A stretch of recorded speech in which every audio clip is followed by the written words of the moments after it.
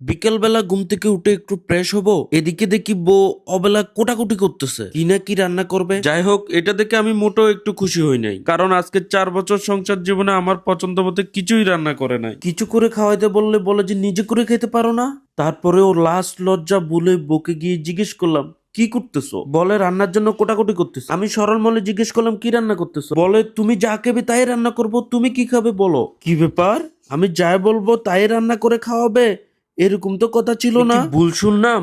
সত্যি আমি যা পছন্দ করি তাই রান্না করে খাওয়াবা?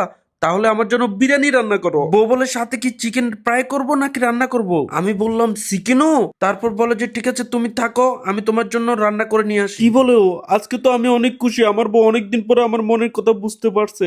আজকে আমি চিকেন খাবো, বিরিয়ানি খাবো।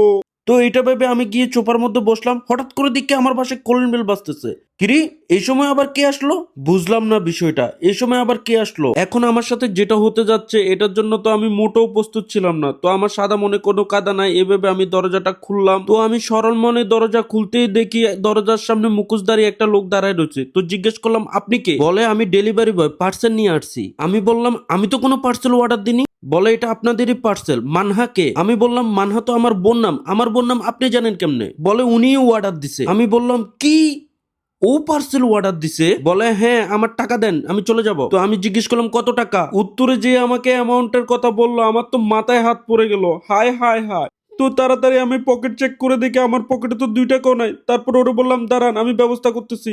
এরপর মানি ব্যাগ থেকে টাকা বের করে ওরে আমি কিছু টাকা দিয়ে দিলাম, দিয়ে বললাম যে ভাগেন এখান থেকে। আর কোনোদিন যদি এই বাসায় পার্সেল নিয়ে আসেন তাহলে আপনার খবর আছে, আপনাকে আমি পুলিশে দেব। যাই হোক, তারপর ডেলিভারি ম্যান থেকে পার্সেলগুলো নিয়ে নিলাম। পার্সেলগুলো নিয়ে আমি ঘরের দিকে রওনা দিতে লাগলাম। এদিকে বউ আবার উকি মেরে দেখতেছে যে আমি পার্সেলগুলো ঠিকভাবে নিতেছি কিনা। ডেলিভারি ম্যান তো খুব ভয় পেয়ে গেল, মানুষ এতগুলো পার্সেল অর্ডার দেয়। এই জন্যই তো বলি আজকে কোনো আমার পছন্দ মতো তো সবকিছু করতেছে, আমার পছন্দ মতো বিরিয়ানি রান্না করে খাওয়াচ্ছে আমাকে।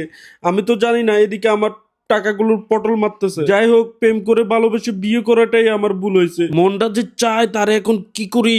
তারপরও বলে যে তোমার জন্য বিরিয়ানি রান্না করছে, সাথে চিকেনও হয়ে গেছে, নিয়ে আসবো। আমি উঠে বললাম তোর বিরিয়ানি তুই খা, গেলি এখান থেকে। আমার এতগুলো টাকা জলে পালাই দিল। খাবো না তোর বিরিয়ানি। সব সময় এভাবেই আমার টাকাগুলোর পটল মারে।